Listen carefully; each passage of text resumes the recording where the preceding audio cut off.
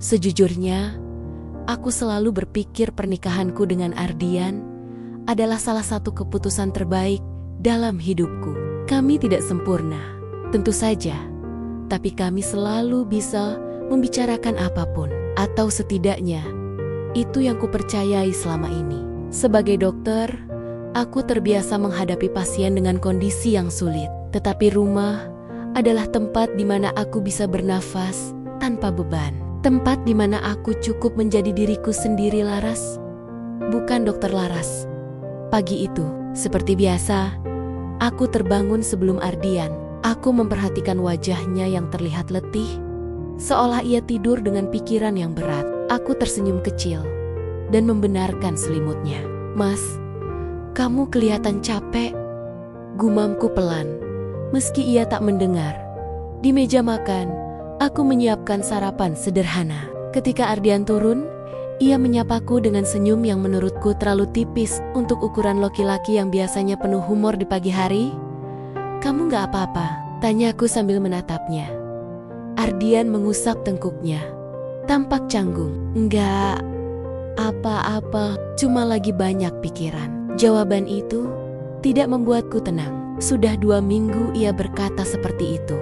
Dulu, dia akan bercerita panjang lebar tentang stres di kantor atau masalah proyek, tapi sekarang seolah ada tembok tipis yang tiba-tiba berdiri di antara kami. Aku mencoba tidak memikirkannya terlalu jauh. Kadang, pekerjaan memang melelahkan, namun sore itu, sesuatu membuatku semakin gelisah. Ardian pulang lebih terlambat dari biasanya. Ketika akhirnya, ia membuka pintu. Wajahnya tampak pucat, dan matanya terlihat seperti habis menahan kecemasan yang besar. "Mas, kamu kerja lembur?" tanyaku. Ia mengangguk singkat. "Ada urusan." Jawaban pendek seperti itu bukan Ardian yang kukenal. Ardian biasanya cerewet, suka menceritakan hal-hal kecil yang menurutku tidak penting, tetapi selalu membuatku tertawa. Sekarang ia seperti menyimpan sesuatu dan tidak ingin aku mengetahuinya. Malamnya, ketika aku keluar dari kamar mandi, aku melihat Ardian sedang duduk di tepi ranjang sambil memandangi sesuatu di ponselnya. Ia tampak begitu fokus sampai tidak sadar aku datang. Saat aku mendekat, ia buru-buru mematikan layar. "Mas lagi lihat apa?" tanyaku lembut. Ardian sedikit terkejut. Enggak lihat apa-apa." Aku menatapnya lama. Ia tidak berani menatapku balik. Ada sesuatu di raut wajahnya, kecemasan yang tidak pernah kulihat sebelumnya. Tapi aku tidak ingin memaksanya saat itu. Aku tahu, memaksa hanya akan membuatnya makin tertutup. Kami tidur tanpa banyak bicara malam itu. Dan ketika aku memejamkan mata, ada perasaan mengganggu yang terus berbisik. Sesuatu sedang berubah. Sesuatu yang belum ku tahu, tapi jelas berada tepat di hadapan kami. Keesokan harinya, perubahan kecil lain muncul. Di meja rias, aku menemukan sebuah benda yang tidak pernah ada sebelumnya. Sebuah kantong kecil, berwarna coklat, dengan bau yang aneh. Bukan bau yang menyengat, tapi aromanya mengingatkanku pada campuran rempah dan bunga kering. Aku mengangkat kantong itu dan memanggil Ardian. "Mas, ini apa?" Ardian terdiam sejenak, lalu menjawab pelan, "Itu buat jaga-jaga." "Jaga-jaga apa?" "Pokoknya buat perlindungan."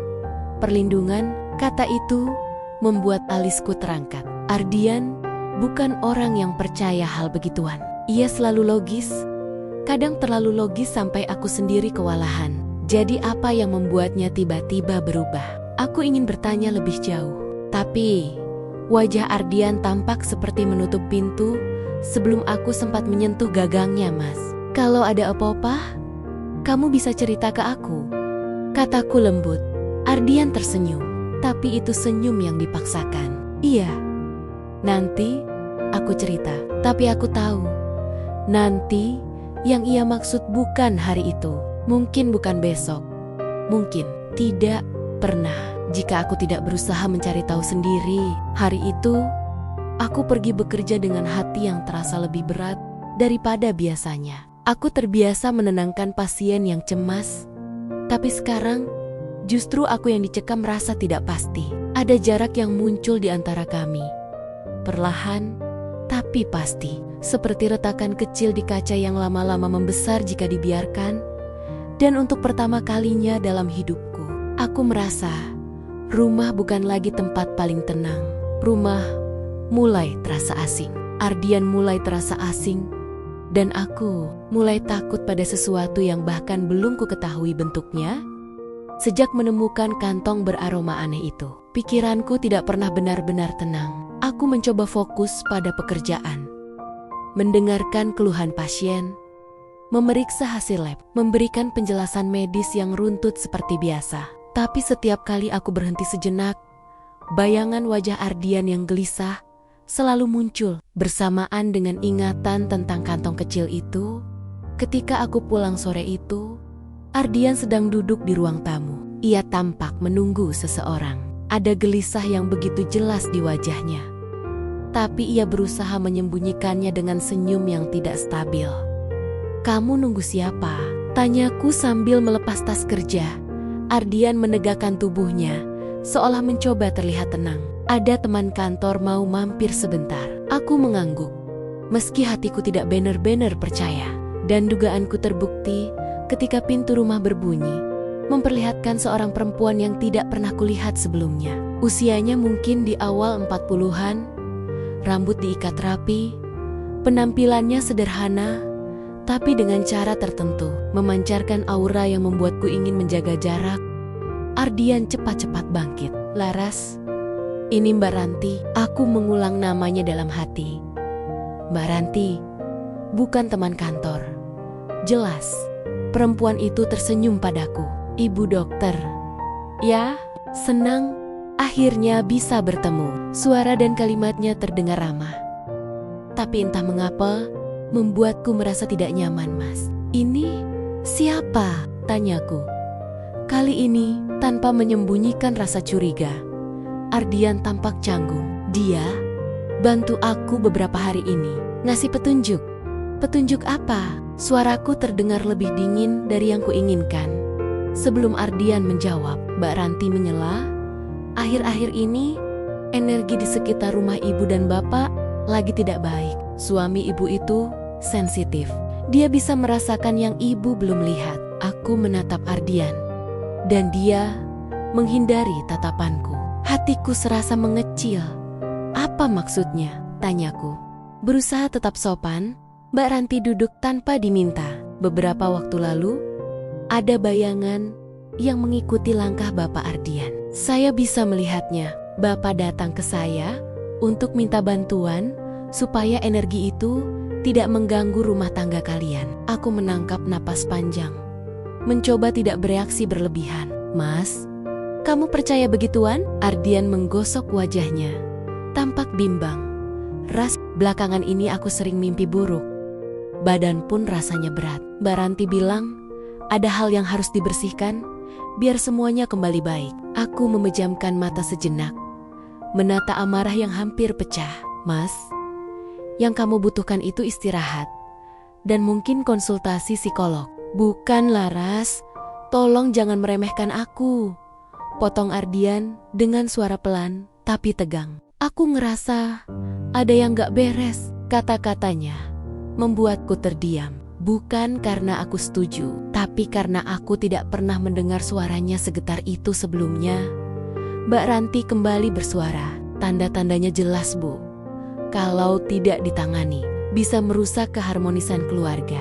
Bisa jadi sering salah paham, bertengkar, atau bahkan menjauh." Ucapan itu seperti serpihan dingin yang jatuh tepat di tengah dadaku. Aku tahu perempuan ini bermain dengan sugesti dan ketakutan. Tapi Ardian, suamiku sendiri, justru tampak mengiyakan semua itu, Mas. Kataku perlahan. "Kamu tahu aku dokter. Kamu bisa cerita apa saja ke aku. Aku bisa bantu kalau kamu merasa tidak nyaman, takut, atau cemas. Tapi kalau kamu meneruskan ini, kamu justru membuka pintu buat hal-hal yang lebih menakutkan." Ardian memandangku dengan mata yang lelah. "Aku cuma pengen rumah kita aman, Ras, aman." Kata itu menusukku lebih dalam dari yang kukira. Aman. Dari apa? Aman dari pikaran-pikaran yang ia sendiri belum bisa jelaskan. Malam itu, setelah Mbak Ranti pulang, rumah terasa berbeda. Ardian sibuk menata benda-benda yang disebut pelindung, bunga kering, garam di sudut ruangan, dan gelang kecil yang katanya harus dipakai selama seminggu. Aku duduk di kamar, menatap layar ponsel tanpa fokus. Dalam diam, aku bertanya pada diriku sendiri, kapan tepatnya suamiku mulai percaya pada hal-hal seperti itu? Kapan ia mulai merasa lebih aman pada kata-kata orang asing dibanding kata-kataku? Dan pertanyaan yang tidak berani kujawab adalah, apakah ini hanya awal dari sesuatu yang lebih besar? Sesuatu yang perlahan mulai meretakkan rumah yang selama ini kukira kokoh. Sejak kedatangan Mbak Ranti hari itu, suasana rumah tidak pernah lagi terasa sama. Setiap sudutnya seakan dipenuhi benda-benda yang tidak ku mengerti. Dari bunga kering sampai air dalam botol kecil yang diletakkan Ardian dengan ketelitian berlebihan. Setiap kali aku memandanginya, rasanya seperti melihat rumah orang lain, bukan rumah yang kami bangun bersama.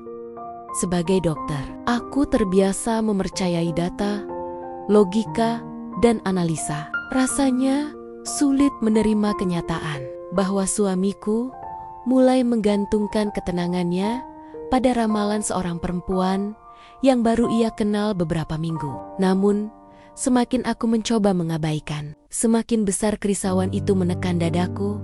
Pada suatu malam, setelah Ardian tertidur, aku duduk di ruang tamu sambil menatap salah satu kantong kecil yang diletakkan di bawah meja. Aromanya tercium samar, campuran rempah dan bunga yang semakin lama semakin membuatku muak. Bukan karena baunya, tetapi karena pemikiranku sendiri. Aku tidak lagi mengenali cara berpikir suamiku.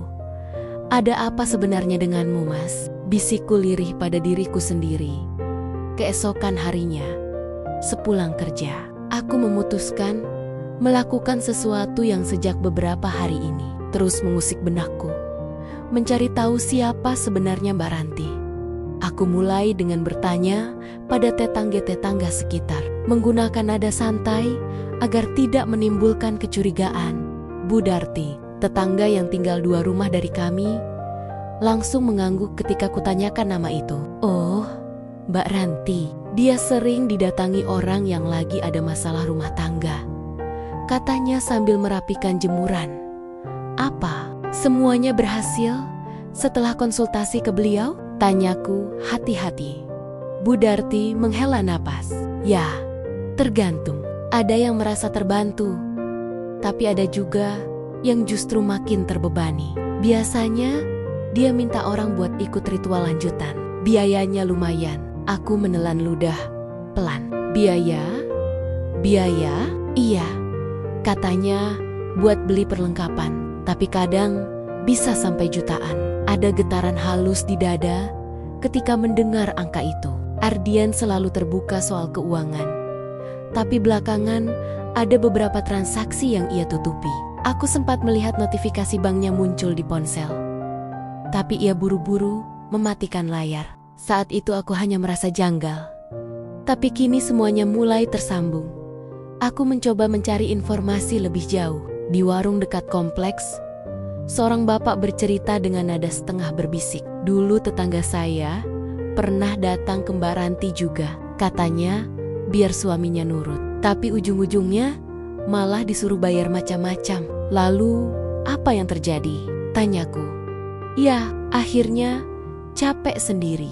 Duit habis, masalah juga masih ada. Aku pulang dengan perasaan yang lebih berat dari sebelumnya. Jalanan sore itu terasa panjang, dan langkahku serasa tidak menjejak. Dalam hatiku, aku mulai merangkai potongan-potongan puzzle yang sebelumnya terpecah.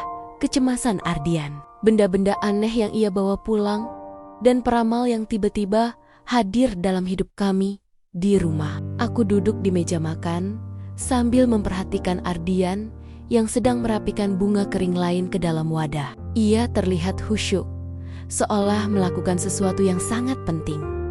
"Mas," panggilku pelan. Jawabnya tanpa mengalihkan pandangan. "Mas kenal Mbak Ranti dari mana?" Ia terhenti sejenak. "Dari teman kantor." "Aku cuma cari ketenangan."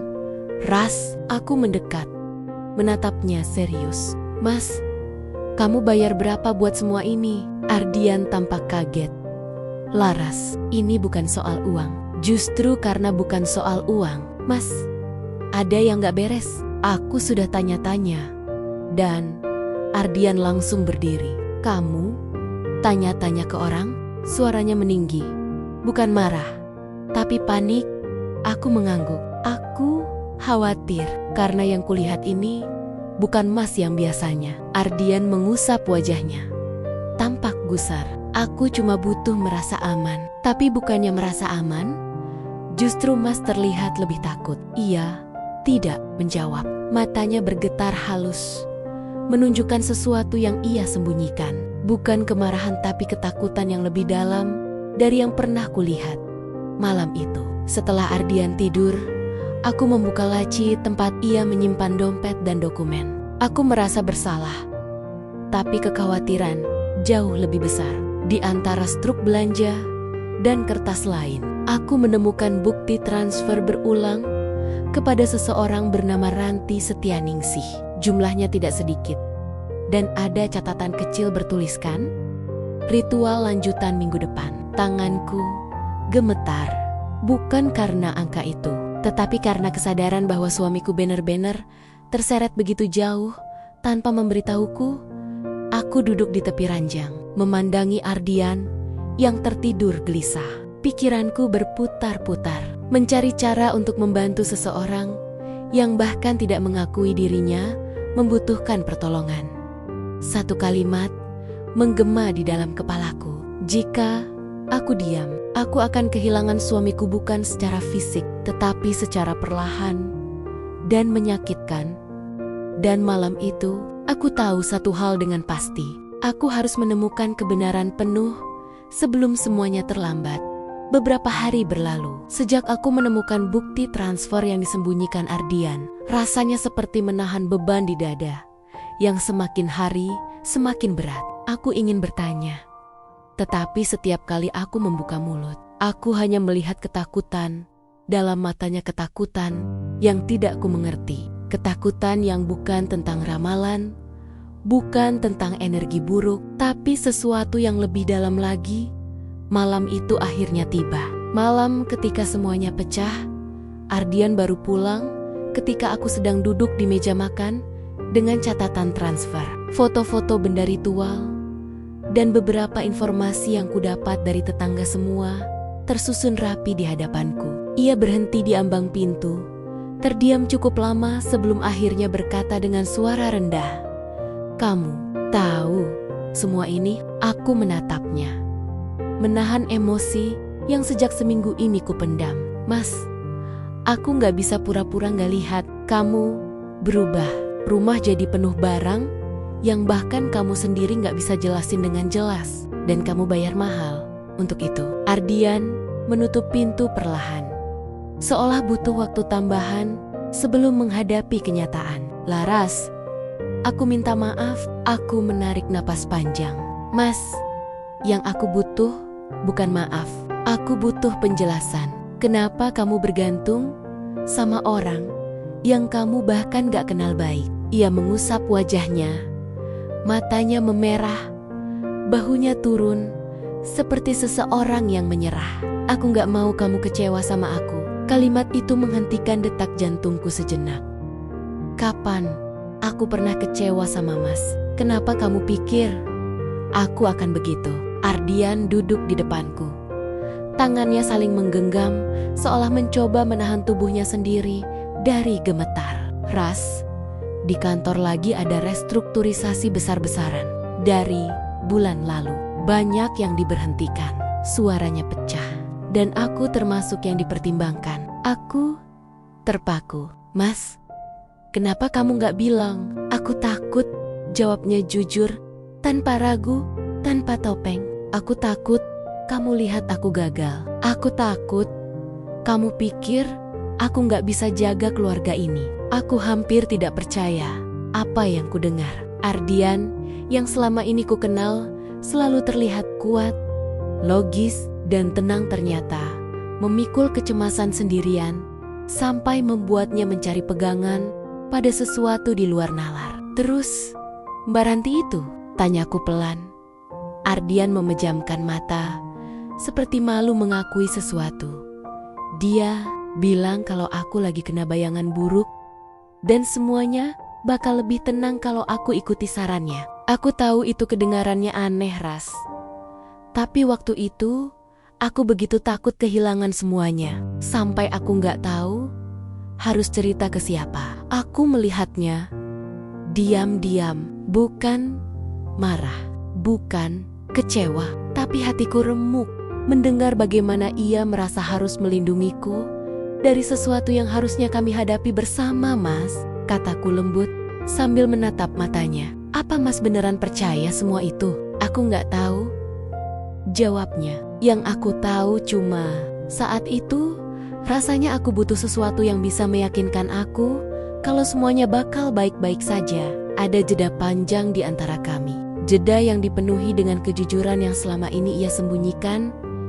Aku takut kamu berpikir aku lemah, ucapnya lirih. Aku takut kamu ninggalin aku kalau tahu aku lagi kacau. Aku menahan tanganku agar tidak langsung meraih tangannya, karena bagian dari diriku masih terluka oleh rahasia yang ia simpan. Tapi di saat yang sama, aku tidak tahan melihatnya hancur oleh kecemasannya sendiri. Aku gak akan ninggalin Mas, cuma karena Mas lagi takut. Tapi aku bisa pergi.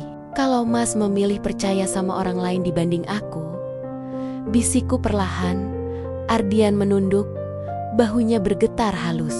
Aku tahu, dan aku salah. Kata-kata itu keluar begitu pelan, tapi terasa seperti pintu yang akhirnya dibuka setelah lama terkunci. Aku menghela napas panjang. Mas, kalau kamu merasa kehilangan arah, kamu bisa bilang ke aku. Aku istri kamu, bukan cuma teman, bukan penonton, bukan orang asing. Aku ada di sini untuk menghadapi semua ini bareng-bareng. Ardian mengangguk kecil. Air mata menetes tanpa ia coba sembunyikan. Aku minta maaf, Ras. Aku benar-benar takut. Untuk pertama kalinya, aku melihat suamiku bukan sebagai laki-laki yang tersesat dalam ramalan, tetapi sebagai seseorang yang begitu cemas sampai tidak tahu harus berpegangan pada apa. Dan meski hatiku masih terluka, di saat itu aku sadar kedekatan kami tidak hilang hanya tertimbun oleh ketakutan yang tidak pernah ia ceritakan. Malam itu, untuk pertama kalinya setelah sekian lama, Ardian benar-benar berkata jujur. Dan untuk pertama kalinya, aku melihat alasan sebenarnya di balik semua perubahan itu. Ia tidak sedang percaya pada ramalan. Ia sedang mencari tempat untuk merasa aman. Sayangnya, ia merasa lebih aman pada orang lain dibanding istrinya sendiri. Itulah yang paling menyakitkan.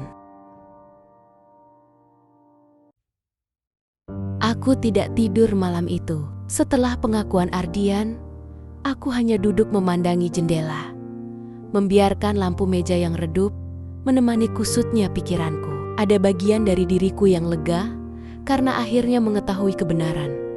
Tapi ada bagian lain yang hancur karena alasan itu begitu sederhana sekaligus menyakitkan. Ia takut kehilangan pekerjaannya, takut dianggap gagal, dan di tengah semua ketakutannya, ia memilih bergantung pada seseorang yang tidak kukenal, ketimbang bercerita pada istrinya sendiri.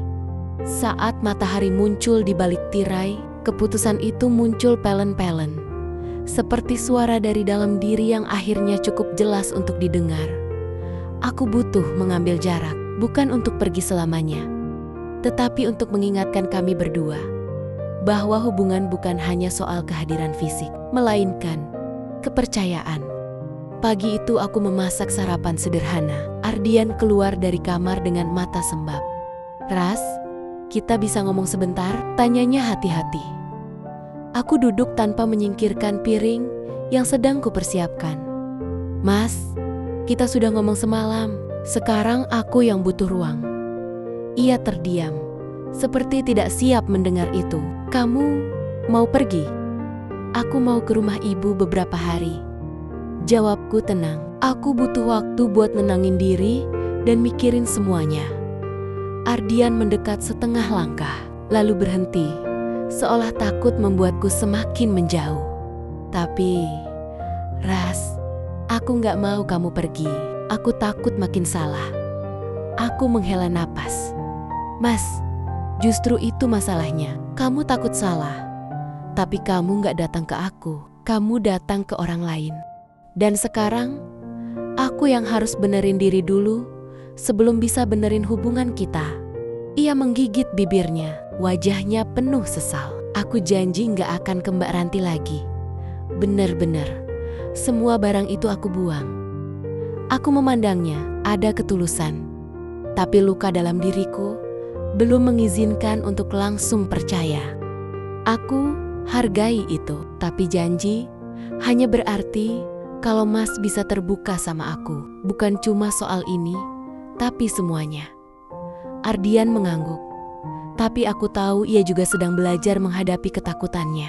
Ketakutan yang bertahan-tahan, ia sembunyikan dengan senyum dan tanggung. Jawab. Siang hari, aku mulai mengepak beberapa pakaian. Ardian mengikuti dari belakang. Tidak mengatakan banyak. Seperti seseorang yang takut mengatakan apapun bisa memperburuk keadaan. Saat aku menutup resleting tas, ia akhirnya bersuara. Ras, boleh aku peluk kamu? Suaranya pelan, hampir seperti bisikan. Aku berhenti, menatapnya dalam hening. Ada air di mata yang ia tahan. Ada permintaan sederhana, tapi yang tidak bisa langsung kupenuhi tanpa mempertimbangkan perasaanku sendiri. Mas, bukan aku gak mau, tapi kalau aku lakukan sekarang, aku takut aku gak jadi pergi. Dan kalau aku gak pergi, aku takut kita cuma nutup masalah, bukan nyelesain. Ardian mengangguk pelan, menelan kecewa dengan wajah yang pasrah. Aku ngerti. Saat aku memanggul tas dan menuju pintu, ia berjalan mengantar sampai teras. Aku bakal nunggu kamu, Ras, katanya lirih, dan aku bakal berubah. Aku memaksakan senyum tipis. Aku harap begitu. Ketika pintu mobil tertutup, dadaku terasa sesak. Bukan karena aku ingin pergi, tapi karena aku tahu langkah ini adalah langkah yang harus kuambil agar semuanya tidak terus berputar dalam lingkaran yang sama. Di perjalanan menuju rumah ibu, aku berbicara pada diriku sendiri dalam monolog yang menenangkan sekaligus menegaskan. Aku berhak didengar, aku berhak dipercaya, aku berhak jadi tempat ia berbagi, bukan tempat ia sembunyikan kekhawatiran. Dan untuk pertama kalinya, sejak semua ini dimulai, aku merasakan kekuatan yang berbeda, kekuatan yang lahir bukan dari kemarahan, tetapi dari keberanian menjaga diriku sendiri. Kadang, mencintai seseorang berarti memberi mereka ruang untuk menyadari kesalahan mereka. Dan mencintai diri sendiri berarti berani mengambil langkah pertama untuk sembuh. Hari itu, aku memilih keduanya.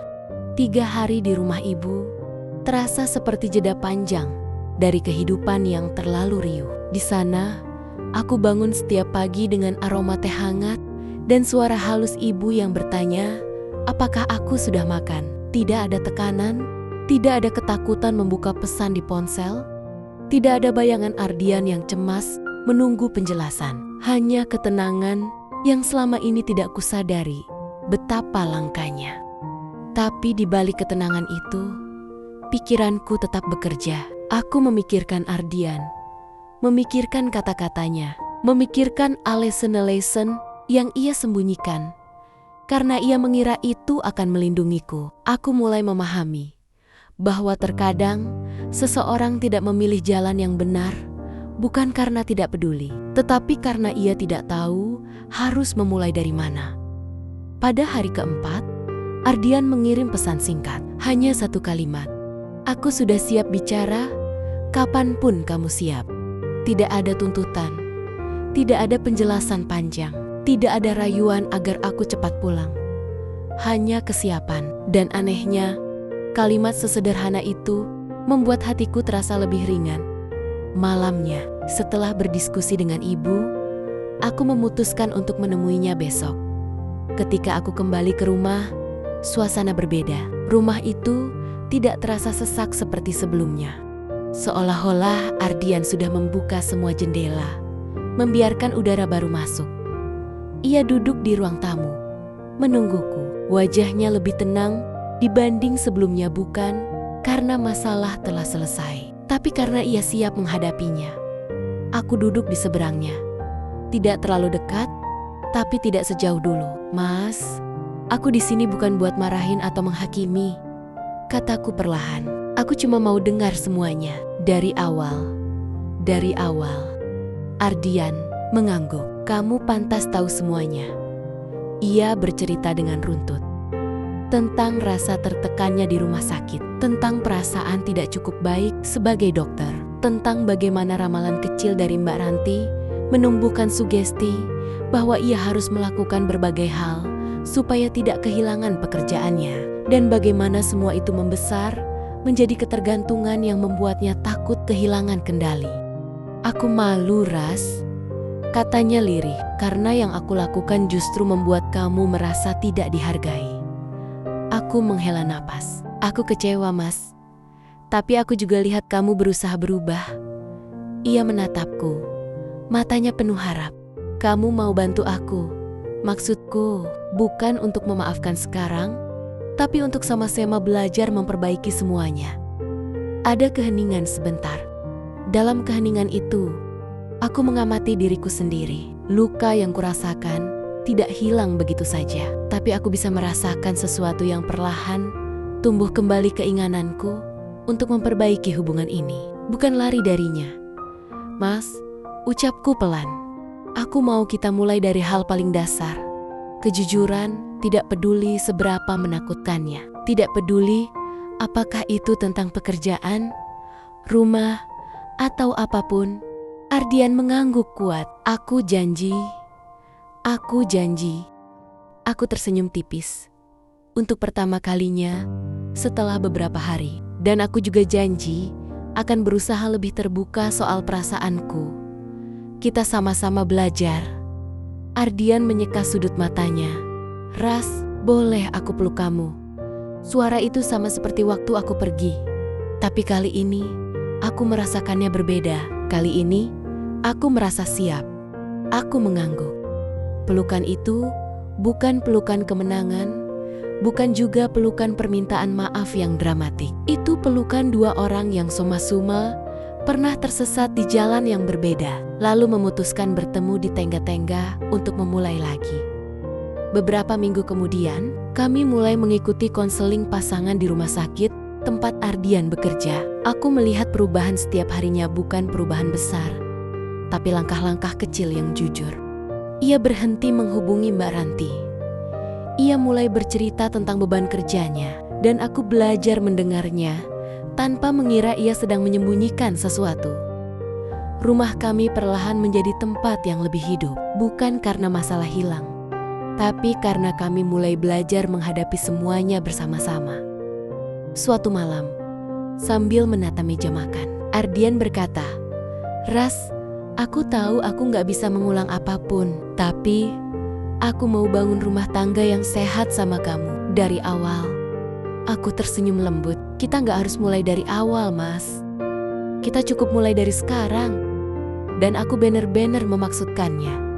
Perjalanan kami mungkin belum sempurna, masih panjang, masih butuh waktu.